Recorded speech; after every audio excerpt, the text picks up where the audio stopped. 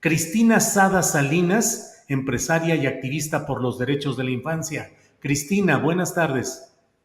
Es un honor. Gracias, Julio, por darnos esta entrevista. No sabes cuánto te admiro, cuánto te sigo dentro de la limitación que todos tenemos de 24 horas y algunas tenemos que dormir. Pero de verdad, te honro y gracias por ser la primera entrevista con respecto a este foro ya inminente. Comenzará este viernes y este sábado a través de mi canal de Facebook, Cristina Sada Salinas. Y sí, soy activista y estoy en esto, Julio. Muy bien, Cristina, muchas gracias por tus palabras y por estar aquí y por el foro que organizan. Y saludo también a Bernardo Barranco, sociólogo de la religión, hombre sabio, siempre lo digo. Bernardo, buenas tardes. ¿Qué tal, Julio? Buenas tardes, un abrazo muy grande. Gracias por dar espacio para este importante foro que se va a hacer ya el viernes próximo. Ya el viernes, así es, Bernardo, gracias. Cristina, ¿de qué se trata? ¿Qué es lo que se busca y qué es lo que ha motivado que realicen este foro, Cristina? Mira, es el segundo foro que mi organización, que se llama Spes Vivace, el nombre es a propósito, es en latín, porque todos sabemos qué terrible situación se vive en México y en el mundo.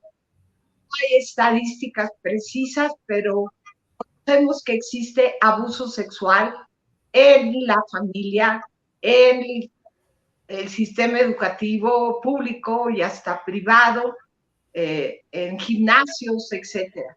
Pero hay un abuso de vulnerar los derechos de la infancia y de la juventud temprana y también de personas vulnerables, que también sucede dentro de la institución católica. ¿Y por qué yo he puesto Spes Viva? Pues porque se llama Esperanza Viva, mi asociación civil. Es una esperanza de que algún día bajen muchísimo los índices, no podemos hablar de absolutos, de que nunca más vuelva a tener un abuso sexual dentro de la Iglesia Católica, pero hay cantidad de cosas que se pueden hacer para prevenir que no se han estado haciendo efectivamente, y es lo que vamos a analizar en el foro, que prevenir que esto se siga sucediendo.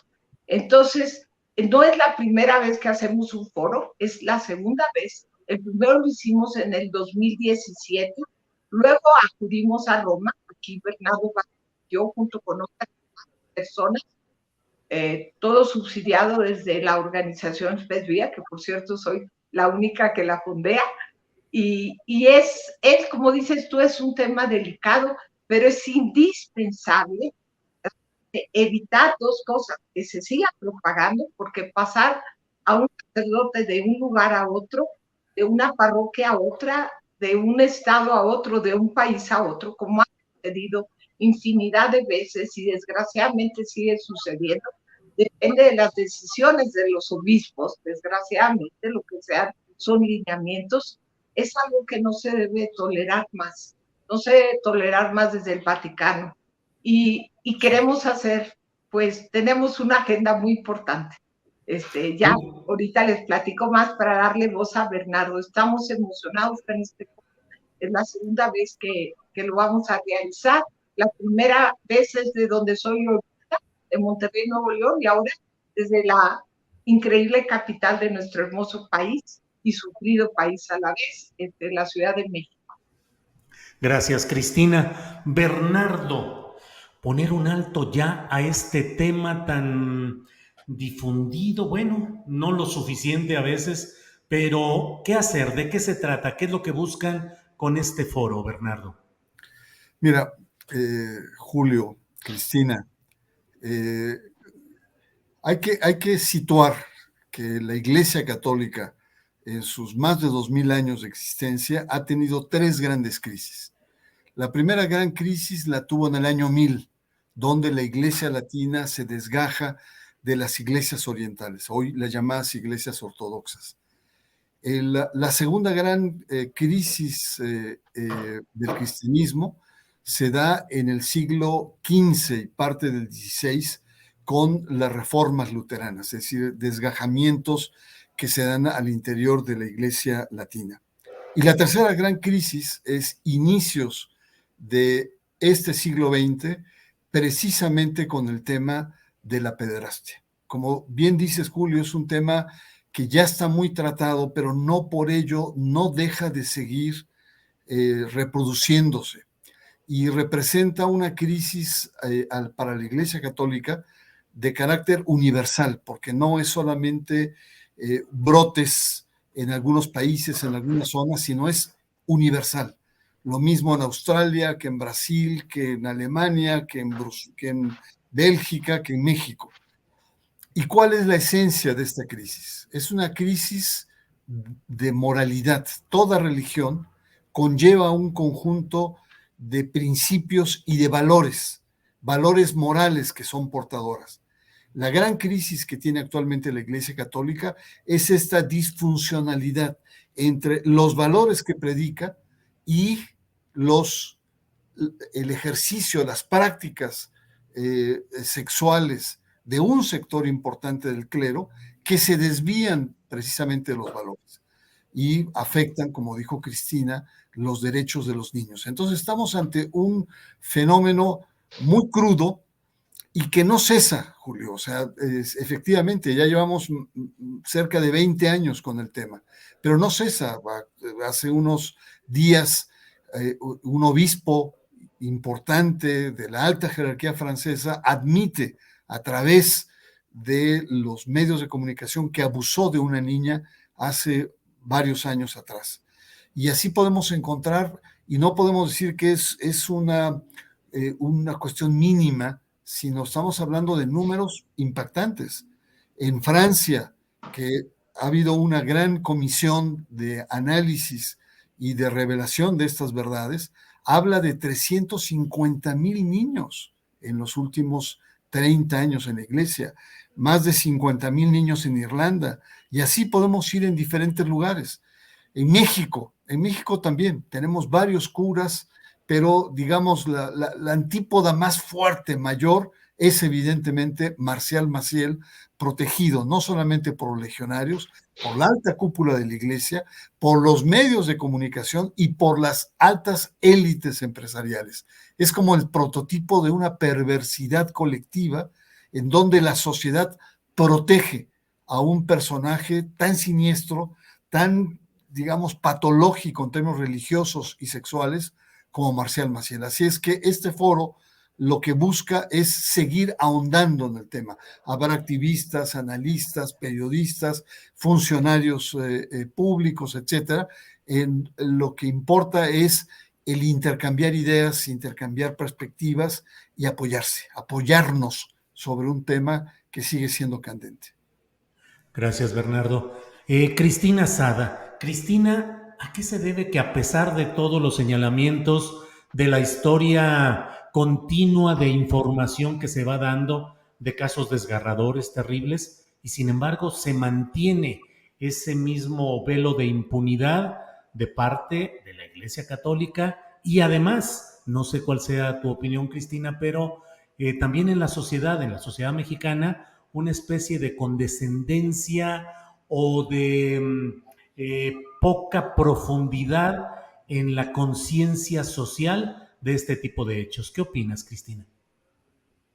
Bueno, en la iglesia hay razones muy, muy claras. Uno, se permitió por tanto tiempo que esto sucediera, como dice Bernardo, qué más que voltear a ver el caso de Marcial Maciel, protegido por el mismo Papa, Benedicto, digo, y antes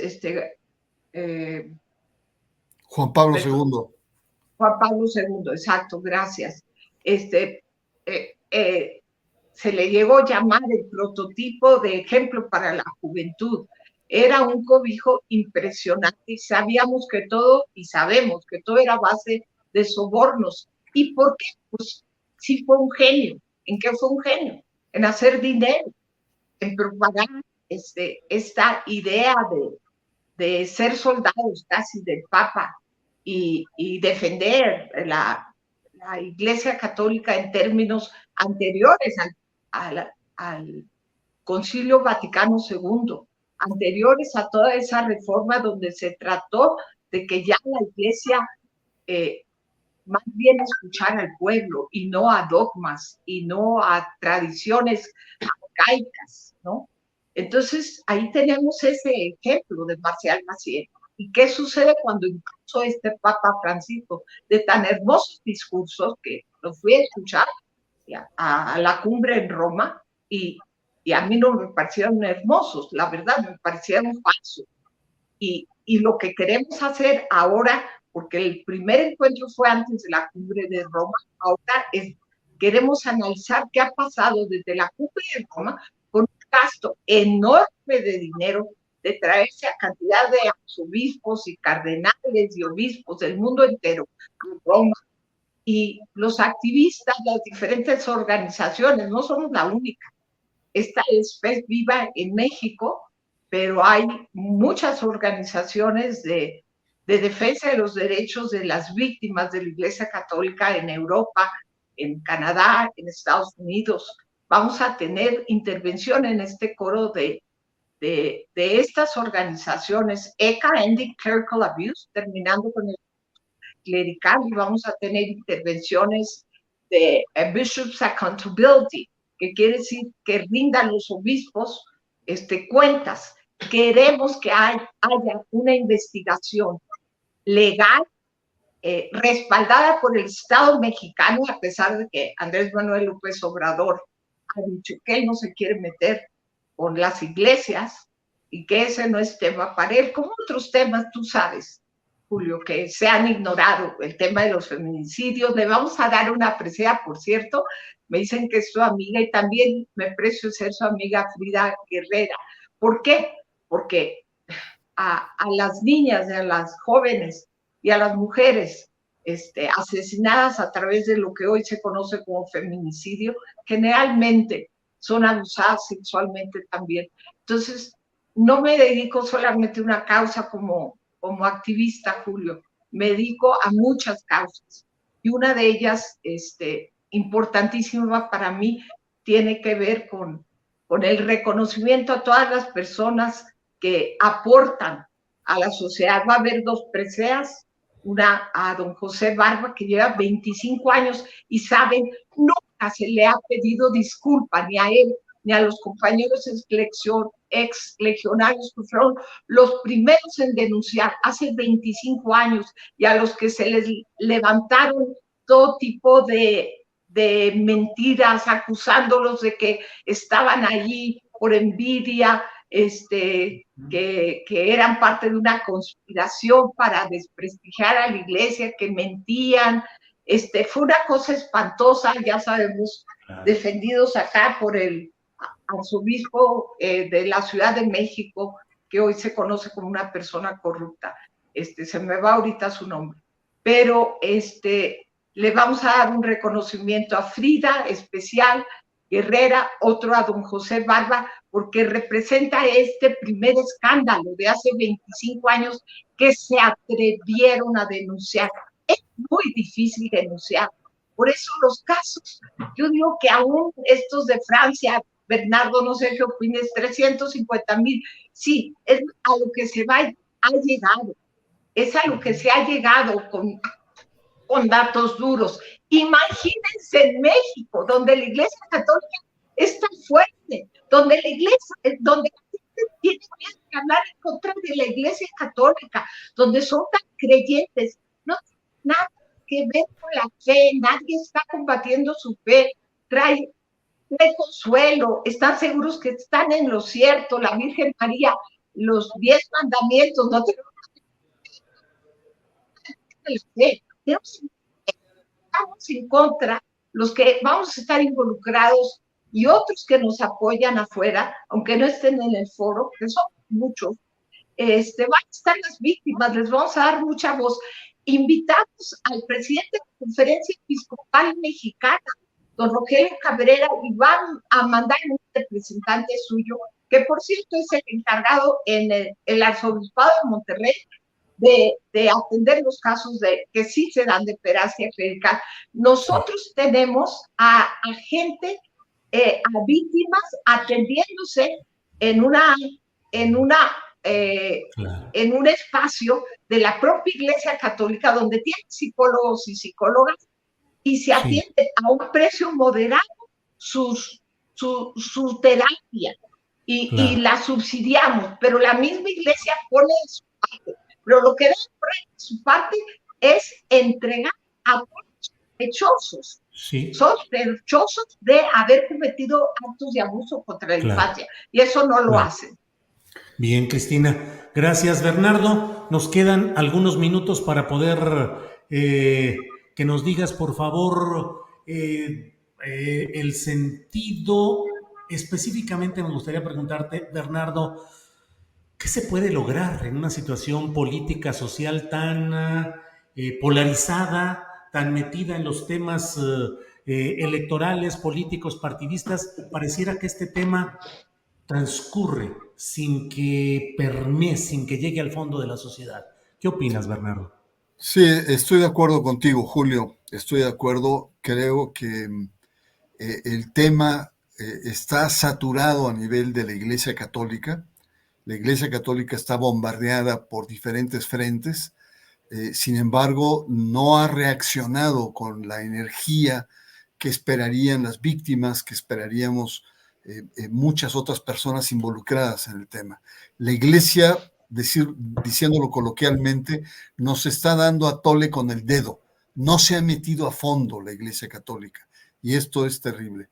No es un fenómeno solo de la Iglesia Católica. Acabamos de ver el tema de la luz del mundo con Joaquín Nazón, una persona que ha institucionalmente protegida. Incluso él reconoció todos los abusos que cometió y aún así la Iglesia lo sigue protegiendo, sigue creyendo en su inocencia. Es decir, estamos hablando de un fenómeno de posverdad en cientos de miles de creyentes que se convierten en encubridores. No es cualquier cosa, es una cosa muy seria, porque todos ellos en cierta medida encubren los asesinatos de su líder religioso. Yo lo que he sostenido de un tiempo para acá es que lo que viene o lo que tiene que venir, como en otros países, es la intervención del Estado. No basta solo la denuncia, no basta solo la edición de libros o de artículos o programas como el tuyo, sino la autoridad tiene que intervenir como intervino en Chile, como intervino en Alemania, como ha intervenido en otros países, Francia, Bélgica, Irlanda. Es decir, que atraigan los casos, que todo el poder de investigación se aplique y realmente se juzgue y se sentencie a estos criminales, porque no basta solamente con el perdón de Dios, no basta solamente con la dimensión de pecado, son crímenes que tienen que ser pagados social y secularmente. Y aquí creo que en México hay un gran déficit, hay una gran falta. El Estado no se ha comprometido con la infancia, con estos niños que han sido maltratados, que han sido marcados en toda su vida a través de estas violaciones sexuales.